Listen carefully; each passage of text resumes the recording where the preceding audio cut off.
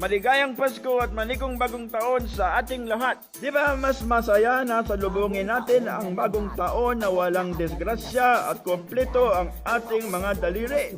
Narito ang pinagbabawal na paputok o firecrackers ayon sa Republic Act 7183 na hindi natin dapat bilhin at subukan sapagkat ang mga ito ay nakakasugat at nakamamatay tulad ng Piccolo, Watusi, Goodbye Philippines, Super Lolo, Plapla, Giant Whistle Bomb, Judas Belt o Sinturon ni Judas, Higad o Sawa, Yolanda Aldab, Cook in Can, Hello Columbia at marami pang iba. Huwag kang magpaputo upang di ka madisgrasya. Huwag kang magpaputo upang di ka madisgrasya. Huwag kang magpaputo upang di ka madisgrasya. Kaya mga bata, wag na wag ninyong itong susubukan. Ha?